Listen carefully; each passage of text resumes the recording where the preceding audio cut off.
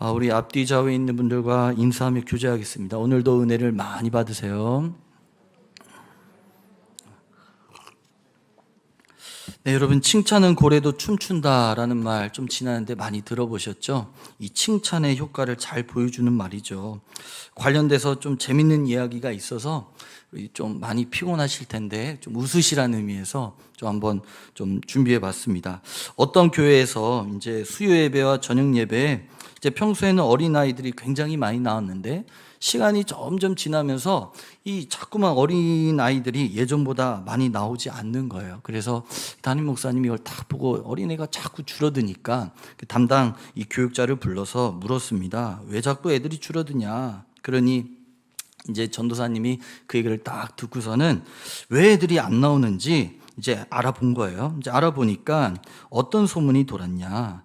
이 수요 예배를 마치고 돌아가는 골목길에 귀신이 나타난다는 소문이 쫙 돌아가지고 이 아이들이 무서워서 못 이제 온다는 것이죠. 그래서 전도사님이 이 담임 목사님께 이제 나름 혼도 나오고 그래가지고 이제 주일날 아이들을 다 이제 오게 해가지고 이제 가르친 겁니다. 특강을 했습니다. 특강 내용은 아주 진부하고 고전적입니다. 어떻게 특강을 했냐면 귀신 별거 아니다. 혹시 나타나면 찬송을 해라. 이렇게 가르친 것이죠. 자, 특강 이후 이제 수요 예배가 딱 나온 겁니다. 이제 사람들이 이제 그래도 어린 아이들이 아무래도 특강을 하다 보니까 교육의 힘이 대단해가지고 그래도 예전보다 또 많이 또 나왔어요. 그런데 이제 비가 내리던 밤이었는데 예배를 마치고 주일학교 학생이 이제 집을 가다가 놀랍게도 귀신을 마주한 겁니다. 그러니 여러분 얼마나 놀랐겠어요. 그런데 여러분 교육의 힘은 언제나 대단합니다. 그때 전도사님의 특강이 생각이 났어요. 어떤 특강이요?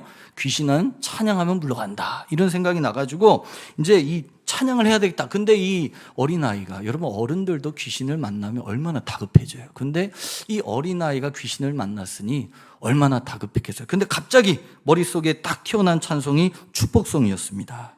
당신은 사랑받기 위해 태어난 사람. 이걸 딱 불러줬어요. 그런데 이 귀신이 이 축복송을 듣고서는 감동을 받아가지고 답사를 했다고 합니다.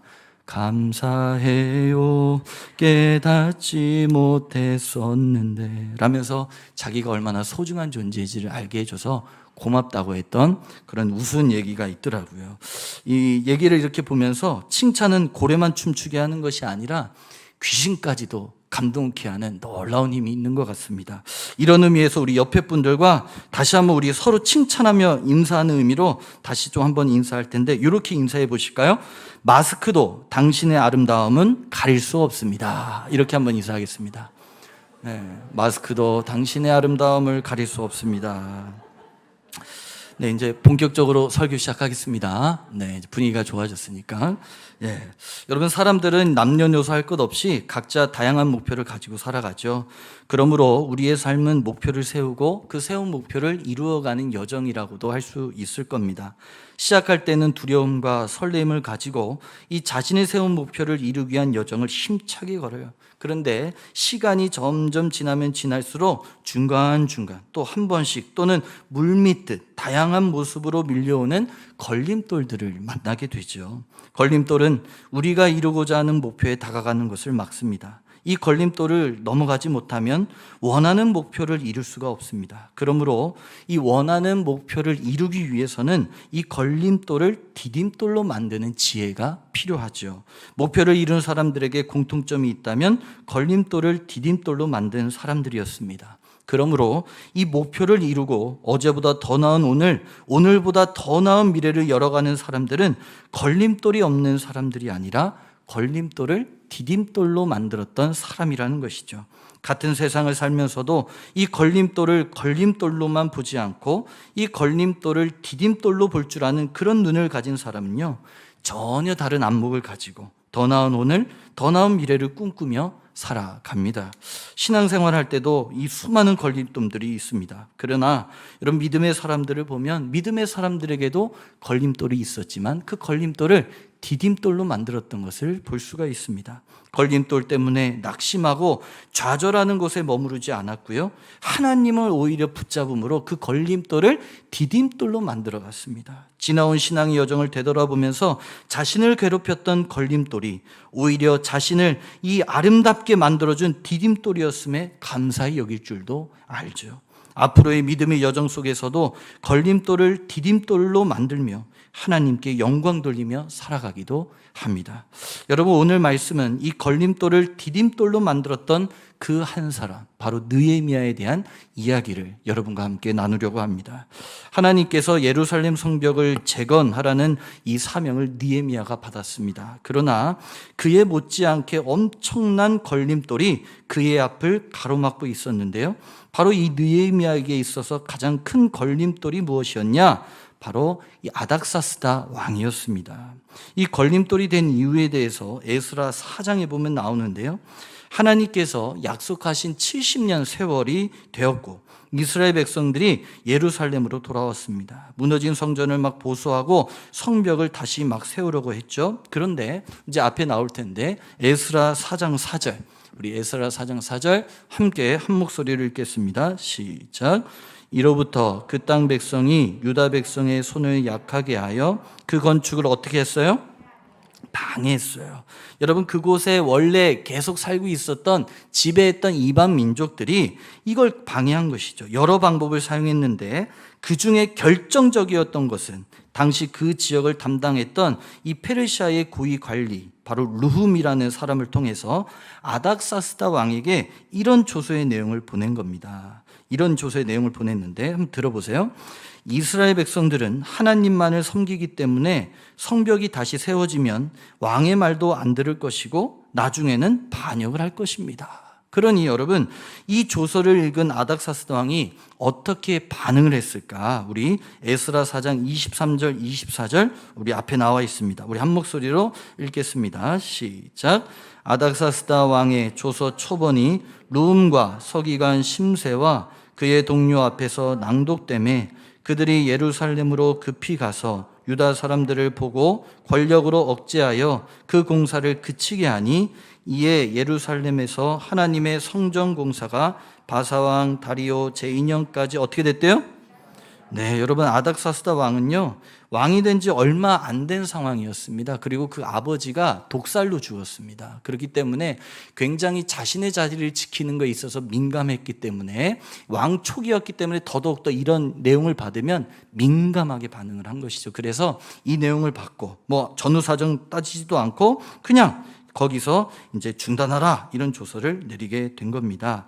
여러분, 이 사건을 알고 있는 느헤미야였기 때문에 왕이 내린 조서의 내용과는 반대되는 건의를 한다는 것은 여러분 쉬운 일이 아니었습니다. 그 당시에 왕이 어떤 명령을 탁 내렸는데 그에 반대되는 내용을 얘기를 하잖아요. 그럼 만약에 이제 왕이 수용을 하면 괜찮아요. 근데 왕이 싫다 이렇게 하면 그 대가를 지불해야 되는데 그 대가는 목숨이었습니다. 그러니까 느헤미야 입장에서는 뭔가 확실한 어떤 담보가 있어야지만 얘기할 수 있는 상황이었고, 이 자신의 목숨을 걸지 않고서는 이 해결할 수 없는 아주 힘든 상황이었죠. 그러므로 예루살렘 성벽 재건의 사명을 감당해야 될 느헤미야에게 있어서 가장 큰 걸림돌은 바로 아닥사스다 왕이었습니다. 자, 그런데 오늘 우리가 읽었던 2장 1절에서 10절까지의 내용을 읽어보면 이 걸림돌이었던 아닥사스다 왕이 느헤미야에게 디딤돌이 되는 장면을 오늘 우리에게 보여줍니다. 예루살렘 성벽을 재건하라고 할 뿐만이 아니라 필요한 모든 것들을요 싹 제공해 줘요. 성벽을 다시 세우는 느헤미야의 사명에 가장 큰 걸림돌 아닥사스다 왕을 어떻게 디딤돌로 만들게 되었을까요? 오늘은 그 영적 원리들을 우리가 좀 세 가지로 살펴보면서 함께 은혜를 나누도록 하겠습니다. 우리 첫 번째로는요, 하나님의 때를 기다려라입니다. 여러분, 1장 1절 말씀인데 우리 앞에 나와 있습니다. 앞에 보시면 이렇게 나와 있죠. 하가랴의 아들 느헤미야의 말이라. 아닥사스다 왕 제20년 기스를 월에 나옵니다. 여러분, 이 기스를 월이라는 것은 오늘날로 11월 16일부터 12월 15일까지의 날짜를 말하는 겁니다. 자, 그런데 오늘 본문이 2장 1절. 자, 넘겨주세요. 네, 2장 1절을 보면 아닥사스다왕 제20년 뭐라고 나와요? 니스아놀. 여러분, 이 니스아놀은요, 오늘날의 3월에서 4월 정도의 그 시간을 말하는 겁니다. 그러니까 여러분, 이 느헤미야는 하나님으로부터 성벽을 다시 세우는 사명을 받고 약 4개월의 시간 동안을 기다렸다라는 것을 우리가 볼 수가 있는 것이죠. 그러면 느헤미야가 분명히 사명을 받았는데 그럼 진행하면 되잖아요. 왜 기다렸을까요? 바로 하나님의 때를 기다린 것입니다. 하나님의 때를요. 여러분, 사명을 받았다고 해서 그냥 막무가내로 진행하는 것이 아닙니다. 사명을 받았다면 그 사명을 주신 분도 하나님이시고 그 사명을 시작하시고 실행하시고 이루시고 결론 짓는 것도 누구예요? 하나님이시죠. 그렇기 때문에 당연히 누구의 때를 기다려야 될까요? 하나님의 때를 기다려야 하는 것입니다. 여러분, 하나님은요, 그래서 아무렇게나 일을 시작하지 않으십니다. 그러므로 그리스도인의 삶에 하나님의 때에 맞게 행동하는 것은 여러분 아무리 강조해도 지나치지 않습니다. 제가 저번 한 2주 전에도 말씀을 전하면서도 살펴봤는데 우리 전도서 3장 1절에 보면 범사의 기한이 있고 천하만사가 다 때가 있다. 그러니까 이 말은 모든 것에 때가 있는데 여러분, 여기서 중요한 것은 나의 때를 말하는 것이 아니고 하나님이 정하신 때들이 있다는 걸 말하는 것입니다. 그러니까 그 때들이 있다는 것을 분명히 있죠. 그래서 여러분, 이게 곧 뭐예요? 지혜라는 겁니다. 그래서 여러분, 이 때를 기다릴 줄 아는 것이 곧 지혜라는 것을 전도서를 통해서도 우리에게 알려주는 것이죠. 그러므로 여러분, 지혜로운 그리스도인들은 어떤 그리스도인일까요? 하나님의 때를 기다릴 줄 아는 그리스도인이 지혜로운 그리스도인이죠. 그러므로 여러분, 그리스도인은 하나님의 때를 기다리는 사람들입니다. 여러분, 우리가 왜 걸림돌을 만났을 때 실망하고 절망하는 이유가 무엇일까요? 나의 때와 하나님의 때가 다르기 때문에 그렇죠. 나의 때와 하나님의 때가 다르기 때문에 그래요. 하나님의 때는 아직 안 됐는데 나의 때는 이미 했어야 되는 거예요. 왜 안 되나? 나는 바로 해결됐으면 좋겠지만 하나님의 때는 바로 해결될 수도 있고 시간이 걸릴 수도 있기 때문에 달라요. 그러나 중요한 건 하나님의 때는 내가 앞당길 수 없다는 것에 더 우리는 낙심할 때도 있죠. 여러분, 하나님의 때는 하나님만 아시기 때문에 주님보다 앞서지 않고 묵묵히 기다리는 것이 이 걸림돌을 디딤돌로 만드는 중요한 원리라는 것을 꼭 기억하셔야 됩니다. 여러분, 리더십을 강의할 때 우리나라 역사 속에 때를 기다리는 것을 제일 잘한 인물이 있는데요, 바로 흥성대원군 이항입니다. 이항. 여러분, 당시 왕족은 아무런 힘이 없었고요, 안동 김씨가 하늘에 나는 새도 떨어뜨릴 만한 강력한 이 강력한 권력으로 정권을 장악을 했는데요, 그때 이 흥성대원군이요, 자기가 왕족이라고 해서 섣불리 나서지 않았습니다. 때를 기다렸어요. 안동 김씨 세력의 감시를 피하려고 일부러 불량배들과 함께 어울리면서 감시할 필요도 없는 놈이 될 때까지, 그냥 저 사람은 그냥 신경 안 써도 돼, 막 저렇게 될 때까지 완전히 그렇게 막 살았습니다. 하지만 이 안동 김씨 세력의 감시를 피하려고 한 이유는 자기 아들을 왕으로 세우기 위한 치밀한 준비 작업이었던 것이죠. 그리고 때가 되었을 때 자기 아들을 왕으로 세웠는데 이분이 바로 뭐예요? 고종이라는 것이죠. 흥성대원군은 빠르게 정권을 장악하고 안동 김씨 세력을 몰아냈습니다. 때를 기다리고 때를 잘 맞췄던 인물이 바로 흥성대원군입니다. 여러분, 누가복음 1장에서도 구원자 예수님을 드러낼 사명을 가진 세례 요한의 이 출생이 나오죠. 여러분, 이 세례 요한은요, 사명이 있다고 해서 바로 쓰임받지는 못했습니다. 우리 화면에 나올 텐데 누가복음 1장 80절인데요. 우리 한번 읽어볼까요? 시작.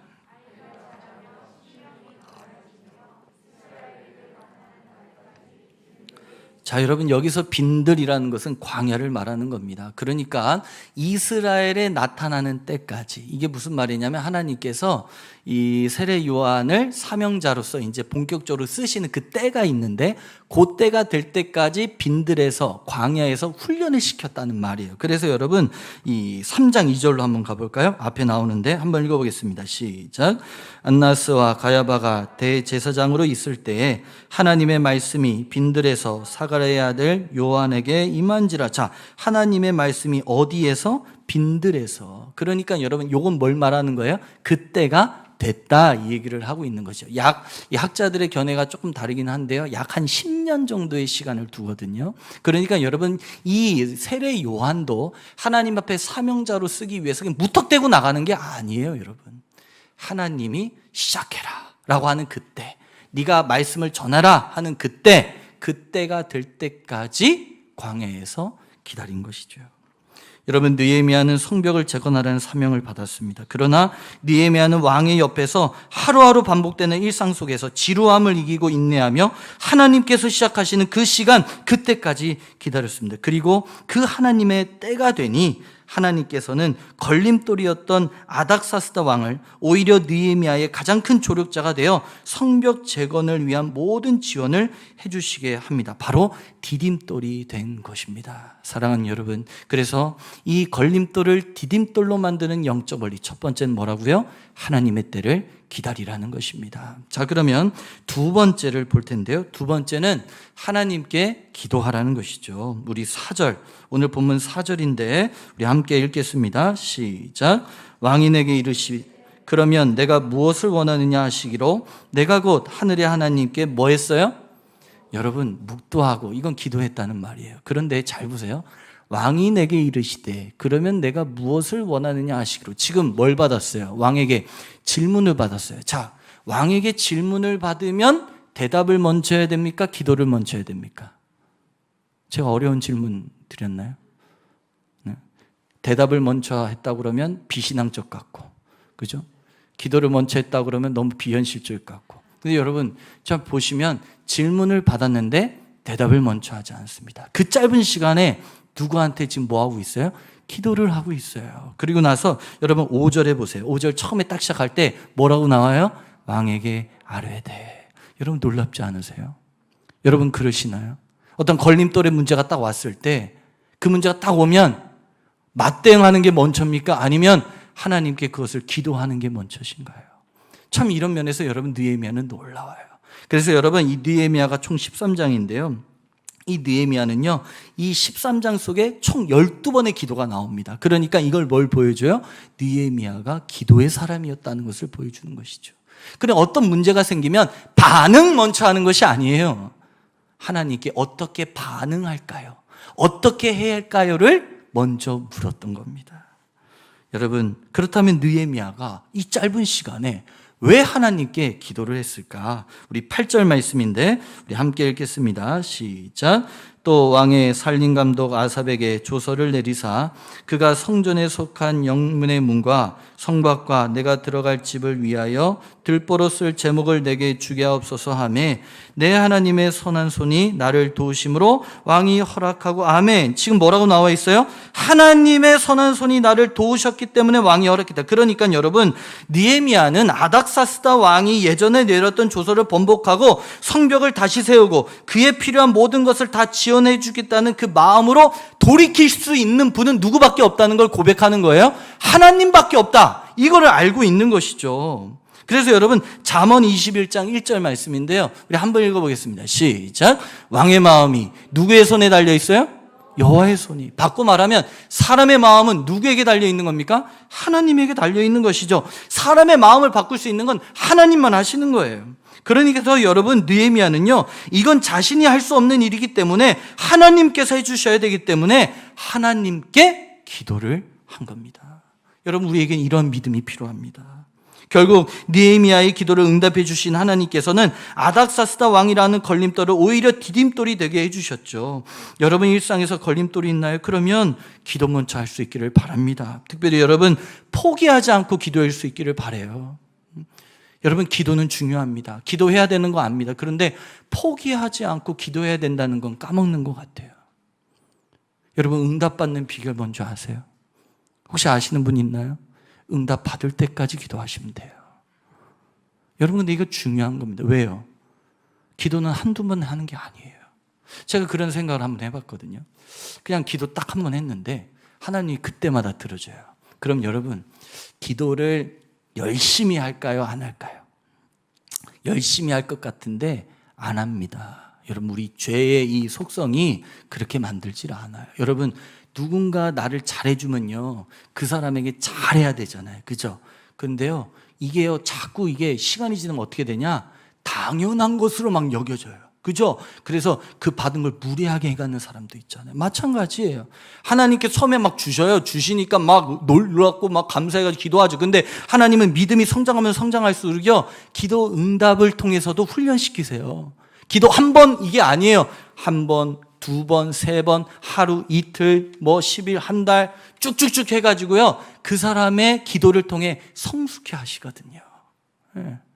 그래서 여러분, 기도는요, 포기하지 않고 하는 기도가 너무나 중요해요. 그렇게 했던 사람이 나오죠. 여러분, 열왕기상 18장을 보면 엘리야가요, 비가 오게 해달라고 기도를 하거든요. 총 7번이나 응답을 그리고 확인을 합니다. 여러분, 기도를 열심히 하지만 응답의 조짐이 보이지 않을 때 낙심을 했어요. 그러나 엘리야가요, 계속 기도를 하고 계속 바라보는 거예요. 그래서 여러분, 열왕기상 우리 앞에 나오는데 한번 읽어보겠습니다. 시작. 7번째에 이르러서는 그가 말하되 바다에서 사람의 손만한 작은 구름이 일어나이다. 이르되 올라가 아합에게 말하기를 비에 막히지도 아니하도록 마차를 갖추고 내려가소서라 하니라. 아멘. 여러분, 7번째에 손바닥만한 작은 구름이 일어났습니다. 여기서 7번이라는 것은 7번 7을 말하는 게 아니고 하나님의 때를 말하는 겁니다. 하나님의 정하신 때. 그러니까 여러분, 무엇을 말하는 거예요? 이 기도가 언제 응답이 됐다는 거예요? 하나님이 정하신 그때에 응답이 됐다는 거예요. 그럼 여러분, 하나님의 때에 응답될 때까지 여러분, 우리는 포기하지 않고 기도하는 것이 중요해요. 근데 여러분, 기도를 자꾸 포기해요. 하나님 언제까지요? 그러면 하나님 그러실 거예요. 응답될 때까지 좀 해라. 그래서 여러분, 기도하셔야 됩니다. 참 그 기도가 놀랍더라고요. 그러니까 여러분, 기도하면 두 가지의 응답을 받아요. 문제를 해결하시든지 아니면 그 문제를 마음에 품을 수 있게 해주시든지. 그죠? 그래서 여러분, 이 걸림돌을 디딤돌로 만드는 중요한 두 번째 원리는 뭐예요? 하나님께 기도하는 것입니다. 우리 사랑하는 여러분, 특별히 기도하실 때 포기하지 않고 기도할 수 있기를 간절히 축복합니다. 우리 마지막 세 번째는요, 하나님의 일을 이루기 위해서 우리 각자가 준비해야 될 것이 있다는 겁니다. 여러분, 아닥사스다 왕이요, 느헤미야에게 소원을 말해보라 이렇게 얘기를 했습니다. 그러자 느헤미야가 잠시 기도를 한 후에 소원을 말했잖아요. 우리 5절 말씀인데요, 우리 다시 한번 읽어보겠습니다. 5절 읽겠습니다. 시작. 왕에게 아뢰되 왕이 만일 좋게 여기시고 종이 왕의 목전에서 은혜를 얻었사오면 나를 유다 땅 나의 조상들의 묘실에 있는 성읍에 보내어 그 성을 건축하게 하옵소서 하였는데, 아멘. 여러분, 첫 번째 소원은 성벽 재건을 위해서 자신을 어디로 보내달라고 그래요? 예루살렘으로 보내달라. 그러자 아닥사스다 왕이 말합니다. 6절 있습니다. 시작. 그때 왕후도 왕 곁에 앉아 있었더라. 왕이 내게 이르시되 내가 몇 날에 다녀올 길이며 어느 때에 돌아오겠느냐 하고 왕이 나를 보내시기를 좋게 여기시기로 내가 기한을 정하고. 자, 여러분, 기한이 얼마나 필요하냐? 언제쯤 돌아올 거냐? 이렇게 물어보는 것이죠. 그러니까 느헤미야가요, 조금도 하지 않고 어떻게 했어요? 내가 기한을 정하고 이렇게. 그러니까 내가 벌써 돌아올 날짜를 다 정했다는 것이죠. 이 말은 바꿔 얘기하면 계획을 이미 다 세웠다는 겁니까? 안 세웠다는 겁니까? 세웠다는 겁니다. 여러분, 기한은요, 그냥 나오는 게 아니죠. 성벽의 높이와 길이를 설계하기 위해서는요, 우선 예루살렘 전체 면적이 얼마인지, 성전은 얼마나 큰지 등등을 알아야 돼요. 그래서 성벽의 길이와 높이를 정하면 이제 무슨 재료가 필요한지, 얼마나 필요한지, 어디에서 재료를 가지고 올 것인지, 그리고 여러분, 거리가요 약 1500km 정도 됩니다. 여러분, 그러면 그 되는 거리를요 약 3개월 정도 걸리는데, 이 거리인데 어떻게 재료를 운반할 것인지, 가는 길을 지켜줄 군사는 얼마나 필요한지, 그리고 이 성벽을 짓기 위해 사람들은 얼마나 필요한지 등등을 다 알아야 돼요. 또 그곳에 있으면 거주할 곳도 있어야 되잖아요. 그죠? 지휘하면서 있어야 되니까. 그러니까 그것도 정해야 되죠. 그러니 여러분, 기한을 정한다는 것은요, 그냥 무턱대고 나올 수 있는 것이 아닙니다. 그래서 여러분, 7절 우리 다 같이 한번 읽어보겠습니다. 7절 시작.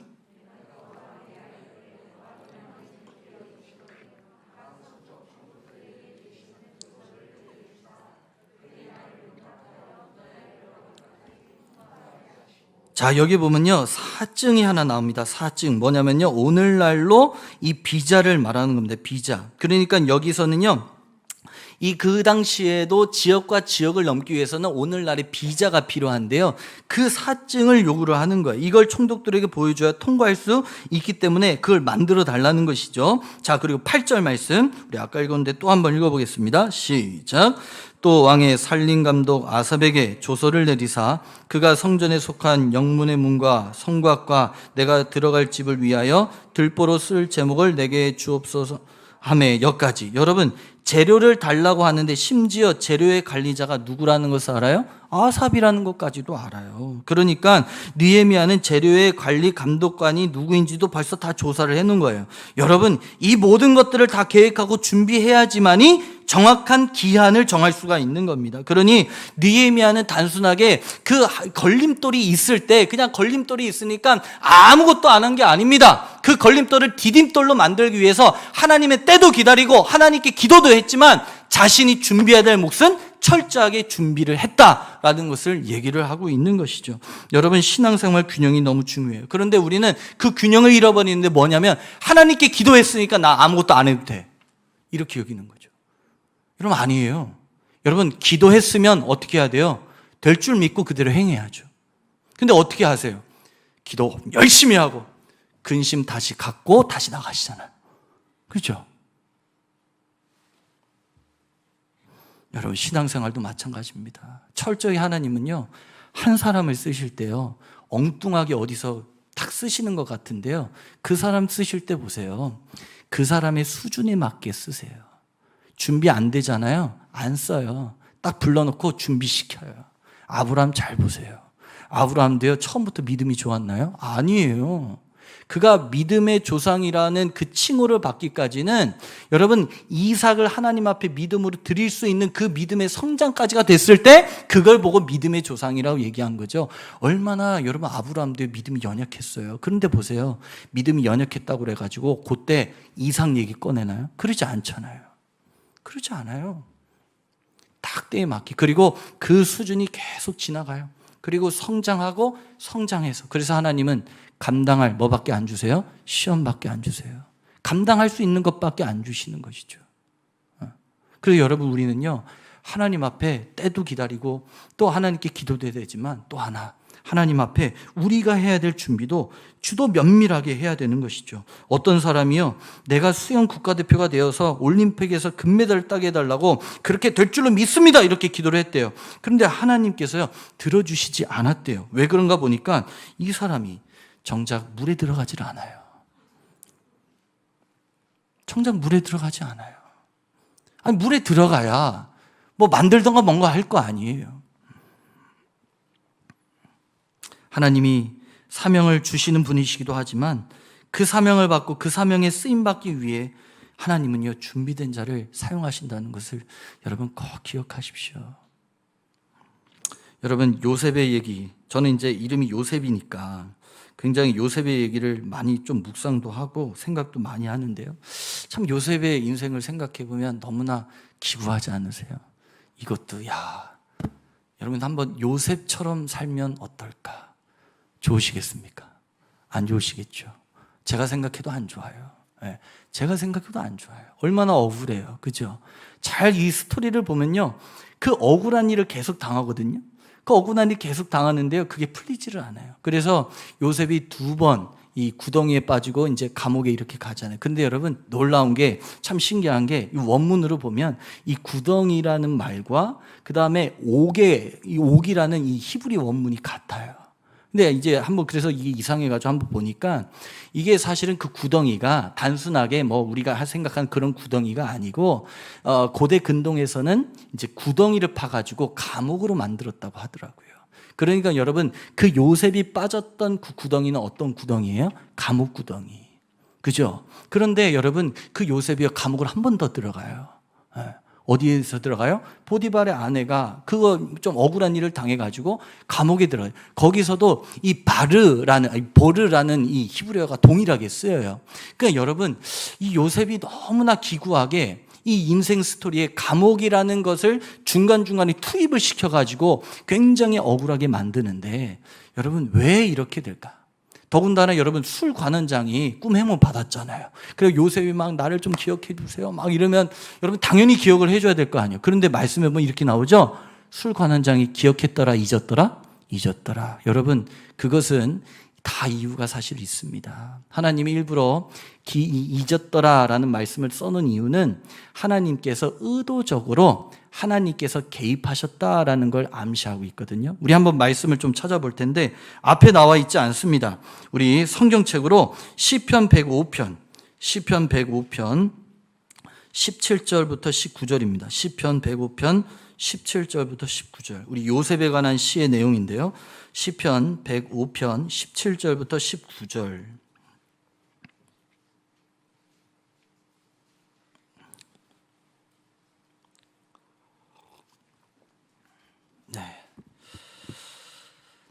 우선 우리 17절 18절까지 한번 읽겠습니다. 우선 읽겠습니다. 시작. 그가 한 사람을 앞세 보내셨으며 요셉이 종으로 팔렸도다. 그의 발은 차고를 차고 그의 몸은 쇠사슬에 매었으니. 아멘. 자, 요셉이 종으로 팔렸어요. 팔려서 들어간 감옥에 대해서 얘기를 하는 거예요. 그런데 언제까지 있었냐? 우리 19절 말씀 한번 읽어보겠습니다. 시작. 곧 여기까지. 여러분 바꿔 말하면 하나님께서 요셉을 애굽의 총리로 사용하실 거예요. 그런데 여러분 그때가 됐다는 거예요? 안 됐다는 거예요? 아직 안 됐으니까 그때가 될 때까지 하나님께서 의도적으로 뭐 하셨다는 거예요? 감옥에서 훈련시키셨다 이 얘기예요. 그래서 여러분 말씀을 한번 계속 보세요. 자, 계속 봅니다. 시작. 그의 말씀이 그를 어떻게 하셨다? 여러분 이 말은요 요셉을요 훈련시키셨다는 거예요.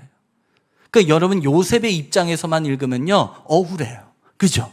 그런데 우리는 하나님의 입장에서 보면 하나님이 괜히 넣어둔 게 아니었구나. 감옥이라는 구덩이에다 누고 옥이라는 또 감옥에다 누고 왜 그렇게 하셨냐? 하나님께서 그 감옥에서 뭐 하시려고요? 그의 말씀이 그를 단련하였도다. 하나님의 때가 될 때까지. 이 말은 뭐예요? 요셉도요. 그 애굽의 총리로 쓰임받기 위해서 뭐 하는 시간을 가졌어요? 준비하는 시간을 가졌어요. 훈련했다고요. 근데 여러분 우리 그리스도인들이 이걸 자꾸 놓쳐요. 거창한 사명은 있어요. 그래서 여러분 그 거창한 사명을 갖고서는 막 나가요. 그러다가 언제 넘어져요? 걸림돌이 딱 있으면 넘어져요. 왜요? 준비가 안 돼서요. 그래 놓고선 누구 탓해요? 하나님, 사명을 주신 분도 하나님이신데 왜 나에게 이러십니까? 뭐 하나님한테 막 기도하죠. 그 하나님 뭐라고 하실까요? 준비 좀 해라. 준비가 안 됐으니까요.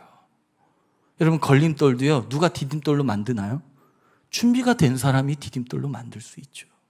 내가 준비가 안 됐는데 내가 그걸 디딤돌로 만들 준비 역량이 안 되는데 여러분 어떻게 그걸 걸림돌을 디딤돌로 만들겠어요?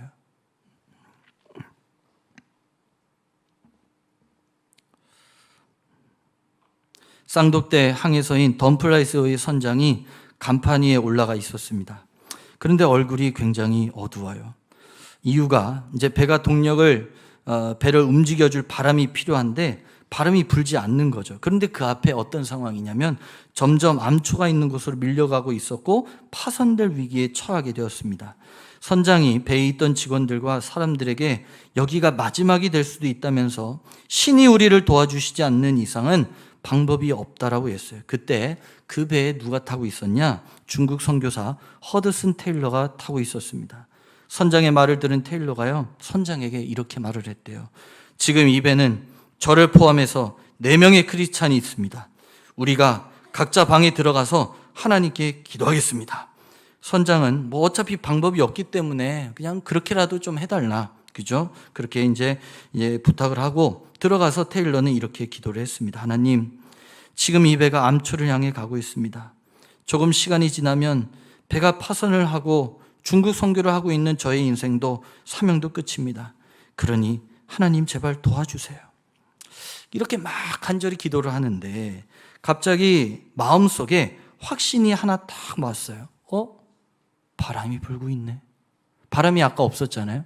근데 바람이 불어오고 있네 라는 확신이 확 왔다는 거예요. 기도를 멈추고 이 4명이 올라갔대요.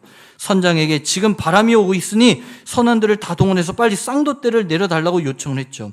그러자 선장은 지금 무슨 바람이 있냐, 아무런 바람도 없는데 무슨 뭐 쌍돛대를 내리냐, 막 이렇게 얘기했어요. 그때 허드슨 테일러가 말했답니다. 저 위에 있는 깃발을 보세요. 바람이 없을 때는 깃발이 내려 앉아 있었는데 점점 깃발이 움직이기 시작합니다. 그러니 빨리 돛을 내려주세요. 그래서 선원들이 다 올라가가지고요, 쌍돛대를 다 내렸다고 합니다. 암초가 점점 가까워지는 상황, 갑자기 강한 바람이 그 배를 확 밀기 시작을 했대요. 그리고 그 배는 방향을 바꿔서 아슬아슬하게 암초를 벗어났다고 합니다. 여러분, 우리의 삶에 이런 암초 같은 걸림돌이 있지만 우리 스스로는 그 걸림돌을 뛰어넘게 할 수 있는 바람은 못 만들겠죠. 바람을 만드는 일은 하나님께서 하셔야 됩니다. 하나님께서 능력의 바람, 은혜의 바람, 도움의 바람, 그 바람을 우리의 걸림돌 가운데 불게 해주셔야 됩니다. 그래서 기도도 중요하고 하나님의 때를 기다리는 것도 중요해요. 그런데 여러분, 그것만 있어서는 안 돼요. 정작 그 바람이 불고 오고 있을 때 돛을 내리지 않고 있다면 우리는 그 바람의 도움을 받지 못하고 암초라는 걸림돌로 향할 수밖에 없을 겁니다. 돛이 바람을 만나야 그 바람은 나의 바람이 되기 때문에 그런 것이죠. 내가 하나님 앞에 준비되어 있어야 하나님께서 하자라고 할 때 할 수가 있는 것이죠. 우리가 해야 될 돛을 내리지 않으면 그 바람은 내 바람이 되지 않습니다. 사랑하는 여러분, 느헤미야는요, 하나님께서 주신 사명을 이루기 위해서 그냥 기도만 하지 않았습니다. 자기가 준비해야 될 목, 자신이 하나님께서 이 술관원장이라는 중요한 이 직책을 주셨는데 이 직책을 갖고 내가 할 수 있는 모든 일을 다해서 준비한 목들을 다 했습니다. 그래서 기회가 왔을 때, 물어봤을 때 그 기회를 붙잡고 걸림돌을 디딤돌로 만들 수가 있는 것이죠. 하나님께서는 여러분 기억하십시오. 언제나 준비된 자를 사용하십니다. 하나님의 일을 위해 나의 몫을 철저히 준비할 때 우리의 삶에 있는 걸림돌은 디딤돌이 되는 놀라운 축복을 경험하게 될 줄로 믿습니다. 그래서 여러분, 우리 마지막에 한번 1번부터 한번 읽어볼까요? 오늘 3가지 영적 원리 함께 나누는데 함께 읽어보겠습니다. 시작. 하나님의 때를 기다려라. 하나님께 기도하라. 하나님의 일을 이루기 위해 준비하라. 이 3가지의 원리를 붙잡으면 우리 하나 더 넘겨주셔서 이런 놀라운 은혜가 임할 텐데 한번 읽어보겠습니다. 시작. 걸림돌을 디딤돌로 만들면 여러분, 하나님의 때를 기다리시고 하나님께 기도하시고 그것만 하시는 게 아니라 내가 준비할 몫은 준비하십시오. 그렇게 하다 보면 나에게 오는 그 수많은 걸림돌들이 하나님의 때, 하나님의 방법으로 또 하나님이 나를 준비시켜줬던 그 기회를 통해서 놀랍게 디딤돌이 되는 역사를 우리 모두가 다 경험하게 될 줄로 믿습니다. 저 같은 경우에도 저의 모든 삶 가운데 참 걸림돌이 많았어요. 걸림돌이 참 많았어요. 근데 이렇게 뒤돌아보면 그 걸림돌을 이렇게 옆으로 찬 적이 없습니다. 감사하게도 그 걸림돌을 디딤돌로 만들어서 성장을 했더라고요. 그래서 박 목사 이제 아시는 분이 벌써 예전 같았으면 이랬어야 되는데 많이 컸네 뭐 이러기도 하고. 근데 저도 이렇게 보면 그 걸림돌들이 있어서 그때 당시 힘들었지만 그걸 참고 견디고 뭐 부딪혀도 보고 하면서 그 걸림돌이 디딤돌이 되면서 하나하나씩 성장하는구나.